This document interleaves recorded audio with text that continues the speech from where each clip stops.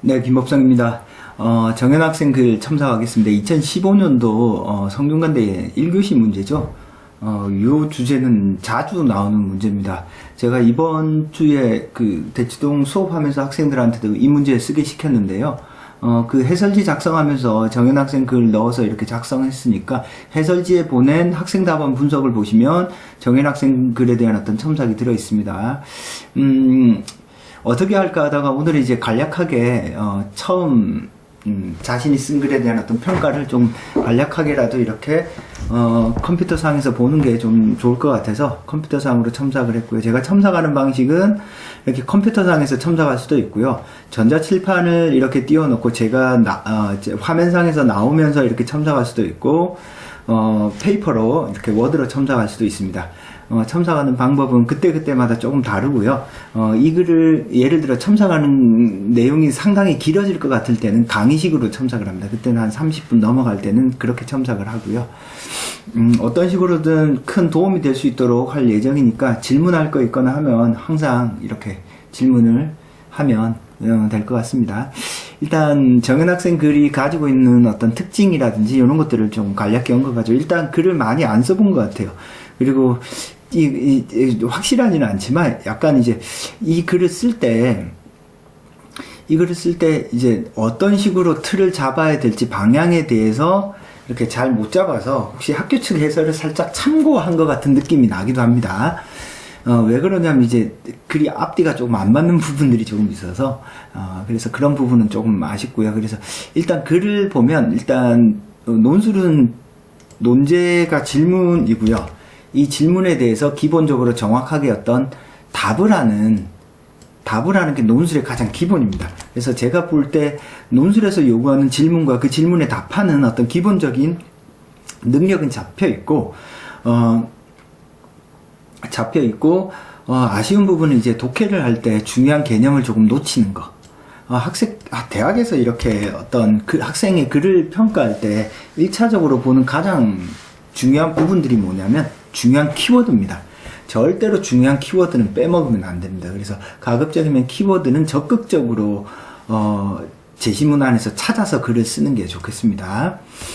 그리고 전체적인 글이 어떤 텍스트를 읽고 질문에 대한 답, 즉 어떤 답으로서 주장은 정확히 나와 있지만 그 주장이 꼼꼼하게 논증되어 있지 않아요. 그 부분이 가장 아쉬운 부분입니다. 그래서 제가 이제 그 안에서도 전체적인 평가를 했듯이 그 평가를 한번 보고 제가 요 강의는 이 문제에 대한 어떤 해설 강의는 또 따로 찍을 겁니다. 따로 이렇게 완성되는 대로 제가 해설을 볼 수 있도록 할 것이고 이 지금 첨삭 강의를 먼저 찍는 이유는 첨삭을 통해서 지금 나의 상태가 어떤지 내가 현실적으로 어떤 수준에 있는지를 좀 정확하게 인지를 해야지만이 앞으로 공부하는 데 있어서 큰 도움이 되고 그리고 공부의 어떤 방향성을 잡아주는 데 도움이 되기 때문에 그렇습니다.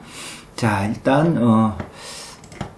한번 보죠. 일단 문제 1번입니다. 문제 1번은 입장을 나누고 그죠? 입장을 나누고 분류하라. 그리고 분류하고 나서 요약하는 그런 문제네요. 그죠? 읽어보시면 135와 2사로 나눌 수 있다. 나누는 건 잘 나눴습니다. 그래서 135는 보편적 조건이 없다는 입장이고 2사는 그러한 조건이 있다는 입장이다. 그래서 앞부분에 이제 질문에 대한 답 분류하라 그랬으니까 분류는 잘했어요. 1에서는 각자의 쾌와 불쾌에 대한 특수한 감정은 서로 다를 수밖에 없고 행복의 객관적 기준을 정하기 어렵다는 점들의 행복은 경험적이고 상대적 것으로 보고 있다. 이 1번 제시문에 대한 독해는 괜찮아요. 잘 되어 있습니다. 즉 행복은 경험적이고 상대적인 거야. 왜? 객관적 기준이 없고 사람들의 어떤 감정이라는 것은 특수하기 때문에. 만약에 조금 더 논증하는 어떤 형태의 논증하는 글의 형태가 되려면 이렇게 쓰는 게 좋죠. 제시문 1에서는 행복은 경험적이고 상대적인 것이라고 본다. 왜냐하면 쾌와 불쾌에 대한 특수한 감정은 서로 다를 수밖에 없고 행복의 객관적 기준은 정하기 어렵기 때문이다. 이런 형태를 쓰면 논증 형태로 나오죠. 그죠? 그러니까 1번 글은 어찌됐건 간에 맥락상 논증의 형태를 띠고 있는데 3번이랑 5번은 이런 논증의 형태가 잘 안 들어가 있어요. 3을 보면 행복이고 불행이고 사람의 뜻 하나에 달려있다는 말이 직접적으로 나오는 것으로 보아 역시 보편적 기준이 없다는 입장이다. 행복의 어떤 보편적 기준은 뭐 사람의 뜻에 달려있다. 그래서 텍스트에서는 어떤 의지라는 말을 쓰고 있잖아요. 그죠? 그래서 의지라는 말을 적극적으로 쓰는 게 좋습니다. 자, 그 다음에 제시문 5의 닉 부이치치는 행복을 밖에서 찾는 것이 아니라 자신의 마음가짐을 중요시 여기고 있다. 이렇게 쓰게 되면 다른 제시문과 뭔가 차이가 없죠. 5에서는 어떤 내가 가지고 있는 물리학적인 특징, 생물학적인 어떤 장애, 닉 부이치치는 팔다리가 없어요. 몸통이랑 머리밖에 없는데도 아주 행복하게 살아요. 이 다큐멘터리도 했었잖아요. 이 사람은 생물학적으로 건강하지 못한 상태에 있음에도 불구하고 어때요? 그 생물학적인 어떤 상태를 마음을 통해서 극복을 하죠. 이 왜 제가 신체적 장애라는 말을 넣으라고 하냐면 이게 무엇과 연결되냐면 4번 제시문이랑 연결돼요. 4번 제시문. 4번 제시문은 신체적 장애에도 불구하고 어떻게 했어요? 그 신체적 장애 4번 제시문은 인간의 어떤 쾌락, 어떤 물질적인 어떤 생물학적인 상태, 이것이 인간의 어떤 행복에 근원적으로 연결된다라고 하잖아요. 그래서 사실 제시문 4와 제시문 5는 정확히 대비되는 어떤 제시문입니다. 따라서 이렇게 써버리면 4번 제시문과 정확히 대비가 잘 안 되죠. 그죠? 그죠? 그래서 주장과 근거 형태로 글이 잘 안 쓰여져 있어서 조금 아쉽다. 그래서 의지가 조금 빠져 있어. 의지라든지 어떤 논증의 형태로 조금 되어 있지 않아서 아쉽다. 그래서 논증의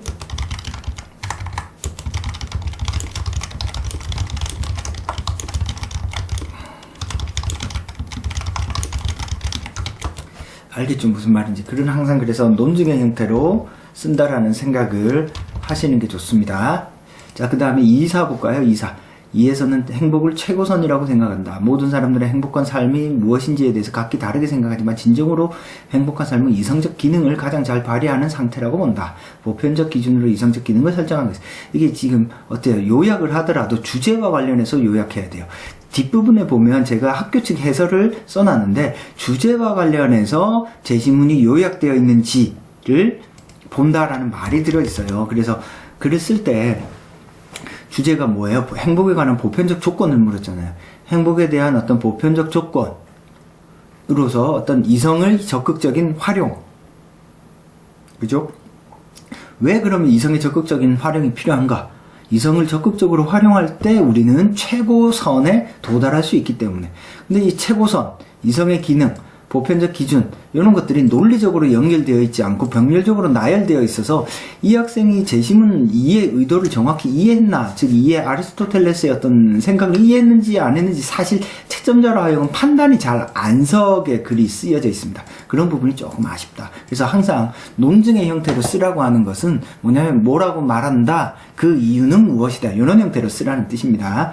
4는 행복의 중심에는 쾌락이 있다고 한다. 그러한 쾌의 감정들은 유익한 행동을 할 때 그 일에 매진하고 알리는 기능을 한다고 주장한다. 쾌락을 행복의 기준으로 보고 있는 것이다. 이 쾌락, 다른 말로 하면 어때요? 어떤 육체적, 생물학적인, 유전적인 어떤 인간의 어떤 상태, 물리적, 생물학적 상태를 극대화시키는 걸 말하잖아요. 그죠? 그래서 단순히 쾌락을 언급하는 것에 머물지 말고 쾌락이라고 하는 것이 행복에 있어서 인간의 어떤 물리적 상태를 가장 바람직한 상태, 가장 유익한 상태로 만들기 때문이다라는 거. 따라서 살은 어떤 생물학적인 측면, 유전적 측면에서 이야기한다라는 부분을 정확히 언급해 주는 게 좋습니다. 그래서 다행히 문제 1번은요, 중요한 내용이 다 빠져 있지는 않습니다. 빠져 있지는 않은데 글이 논증의 형태로 되어 있지 않아요. 그런 부분이 조금 아쉽다.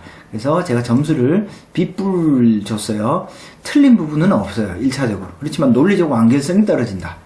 무슨 뜻인지 알겠죠? 만약에 이제 정현 학생이 성대 문제를 조금 몇 번만 더 써보면 아마 성대 문제는 금방 감을 잡을 수도 있을 것 같습니다.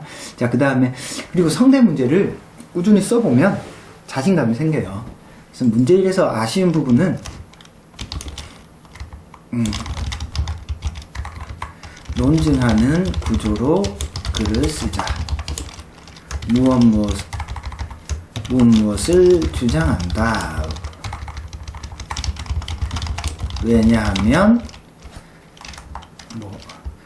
뭐뭐 때문이다.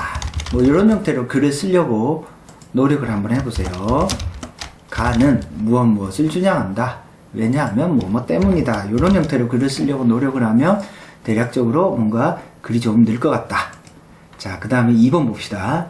자, 일단 2번은 도표 그래프가 나오잖아요. 도표 그래프가 나올 때는 항상 수치를 정확히 언급해 주셔야 됩니다. 이거는 성대가 매년 요구하는 어떤 사항이기 때문에 반드시 조금 지켜주는 게 좋다. 일란성 쌍생아들의 행복감 일치도가 이란성 쌍생아들보다 월등히 높다. 이 월등히 높다라는 게 도대체 얼마나 높은지 수치가 제시되어 있으니까 반드시 수치를 제공해 줘야죠. 그죠? 그러니까 글이 모호해졌죠. 일란성 쌍생아들과 이란성 쌍생아들 모두 동일한 환경에서 행복감의 일치도가 높았다. 재심은 4는 쾌락에서부터 행복이 나온다고 주장하였다. 쾌의 경험을 바탕을 두고 생겨나는 것이 행복이라는 것이다. 일란성 쌍생아들은 이란성 쌍생아들과 달리 체형, 형질, 지능이 서로 유사하다. 같은 조건이 많을수록 느끼는 쾌락 또한 비슷하다고 볼 수 있다. 여기에 같은 환경에서 자란다면 더더욱 함께 느끼는 쾌락이 증가할 것이다. 그래서 어느 정도 얼마만큼 감정의 일치가 일어나는지를 환경과 대비해서 반드시 언급을 해주셔야 돼요. 근데 그렇게 서술이 되어 있지 않아서 단편적인 것만 보고 글을 쓴 것 같은 느낌이 듭니다. 자, 동일한 환경에서 성장한 쌍생아들의 행복감 일치도가 더 높은 것은 이 때문이다. 결과적으로 비슷한 조건은 비슷한 쾌락을 만들고 비슷한 행복을 이끌어낸다는 것을 알 수 있다. 이 말은 지금 상당히 모호해요. 동일한 환경에서 성장한 쌍생아들이 행복감의 일치도가 더 높은 것은 이 때문이다.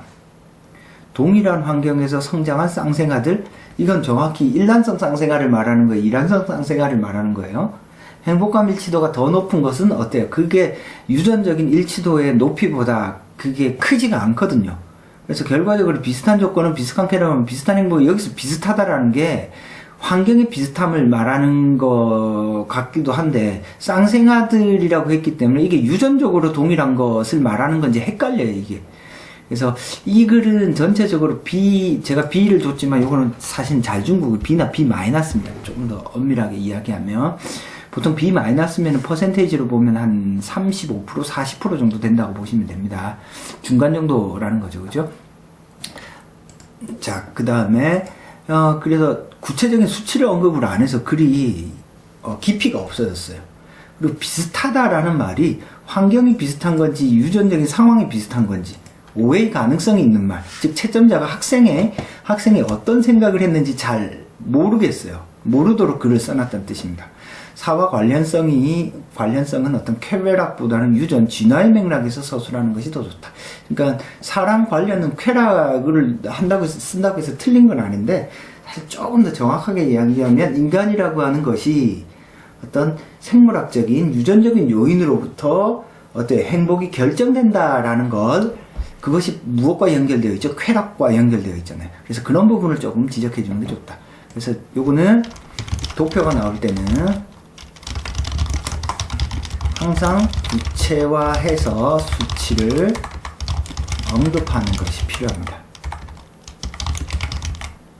어떤 부분이 아쉬운지 알겠죠? 자, 그 다음에 3번 볼까요? 자, 3번도 마찬가지로 3번은 수치는 그닥 중요하진 않긴 하는데 하여튼 이렇게 도표나 그래프가 나올 때는 꼼꼼히 조금 언급해 주셔야 됩니다. 그래서 행복지수가 이렇게 행복감과 반비례적 관계, 반비례라기보다는 아예 상관이 없잖아요. 그죠? 연관이 없는 거 잘 찾았고, 질문에 대한 어떤 정확한 답. 그래서 1차적으로 논제에서 요구한 답은 정확히 나오는 것 같아요. 근데 이제 이 답이 연관이 없다라고 썼으면 뒤에 뭐가 나와요? 왜냐하면 이렇게 나와야죠. 그죠? 어떤 이유 근거를 충분히 제시한다라고 생각을 하면 됩니다. 제시문 135는 행복은 자기 마음먹기에 따라 달라진다는 입장이다. 이 입장에서 보면 자료 위에서 나타난 현상은 매우 당연한 것이다. 외부적인 요소인 행복지수와 행복도의 순위가 전혀 일치하지 않는다는 것은 내부적 요소가 행복을 결정한다는 뜻이기 때문이다. 외부, 내부. 자, 이 말을 쓰는 게 틀린 건 아닌데 우리 1번에서 뭘 했죠? 보편적 조건의 유무를 물었잖아요. 그럼 이 문제를 쓸 때 2번, 3번에도 가급적이면 보편적 조건의 유무로 써야지 그래 일관성이 있죠. 1, 2, 3, 4번이 다른 문제가 아니기 때문에 내부적 요소, 외부적 요소보다는 보편적 조건이 있다, 없다. 뭐 절대적이다, 상대적이다. 이렇게 앞부분에서 분석한 개념들을 3번에서까지 일관되게 쓰는 게 좋습니다. 너무 간략하죠. 그래서 보통 성균관대 학교 가는 학생들이 문항당 500자 정도를 쓰거든요. 이거는 아마 좀 이 3번 문제는 조금 힘들 것 같습니다. 그래서 너무 간략하게 써서, 그리고 글은 항상 논증의 형식으로 써야 됩니다. 지금 이 처음 쓰는 거라 이거 좀 어려운 문제이긴 하지만 충분히 쓰기 연습을 차근차근 해 나가면 충분히 쓸 수 있습니다. 너무 뭐 제가 근데 정확하게는 얘기를 해줘야죠, 그죠? 그리고 제가 이제 가르쳐 보면 성대 문제를 꼼꼼히 준비해서 일정 수준에 올라가는 글을 쓰면요, 나머지 대학들은 어지간하면 다 잘 써요. 그래서 성대를 목표로 두고 성대 문제를 많이 쓴다라는 생각을 가지는 것이 정현 학생에게는, 제 생각에는 좀 도움이 될 것 같습니다. 왜냐하면 한 번 이렇게 써보고 나면 성대 문제가 이게 처음이잖아요. 이런 형태의 문제가 거의 10년째 이런 형태로 나옵니다. 그러니까 이런 형태가 크게 바뀌지 않기 때문에 성대 문제는 금방 이렇게 자리 잡을 겁니다. 자, 그 다음에 이제, 그래서 3번 보면 자료에 대한 어떤 꼼꼼한 분석과 어떤 일관된 내용이 조금 빠져있죠. 마찬가지로 1, 3, 5를 언급했으면 1, 3, 5 각각의 중요한 어떤 내용, 1에서는 어떤 개인적이고 상대적인 것, 3에서는 어떤 의지의 문제, 5에서는 어떤 마음먹기에 따라 달린 것에, 이런 것들을 조금 더 구체적으로 언급해줘도 괜찮습니다. 마찬가지로 꼼꼼한 데이터에 대한 분석과 어떤 논증 형식으로 글쓰기. 이 부분이 조금 아쉽네요. 그죠? 문제 4번 볼까요? 문제 4번 같은 경우도